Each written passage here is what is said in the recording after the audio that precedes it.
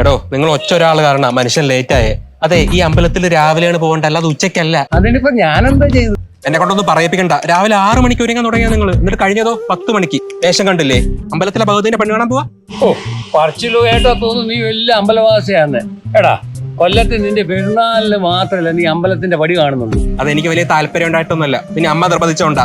എന്റെ പിറന്നാളായിട്ട് രാവിലെ 6 മണി തൊട്ട് കാത്തിരിക്കുക എന്റെ പിക്ക് കിട്ടാൻ അമ്പലത്തിൽ തൊഴുന്ന്. ഓ, മകനോടുള്ള ഒരു സ്നേഹം. സ്നേഹം കൊണ്ടായിട്ടൊന്നുമല്ല, ആൾക്ക് സ്റ്റാറ്റസ് ഇടാൻ വേണ്ടിയിട്ടാ, കൂട്ടുകാരികളെ മുന്നിൽ മെയിൻ ആവാൻ. അതൊക്കെ അങ്ങോട്ട് വിളിക്കുന്നു. ഷാരു, നോക്കടാ, എല്ലാരും എന്നെ തന്നെയാ നോക്കുന്നതെന്ന് തോന്നുന്നു. അത് ഏതാ ഈ പ്രശ്ന വേഷം നോക്കുന്നതായിരിക്കും. നടക്കാൻ അങ്ങോട്ട് അമ്മാവാ. അമ്മാവനെന്നോ? ഈയിടെയായിട്ട് നിനക്ക് എന്നോട് സ്നേഹമില്ല. എടാ, എന്തായാലും ഞാൻ നിന്റെ ഒരു റൂംമേറ്റ് അല്ലേ, നിനക്ക് എന്നെ നിന്റെ കൂട്ടുകാരനായിട്ട് കണ്ടുകൂടെ? ഫ്രണ്ടായിട്ട് എന്നെ കാണണേ, എന്റെ അച്ഛന്റെ ഫ്രണ്ട്. പിന്നെ നിങ്ങൾ എന്നെ റൂംമേറ്റ് ആക്കിയത് അതെന്റെ കഷ്ടകാലം കൊണ്ടാ. നടക്കങ്ങോട്ട്.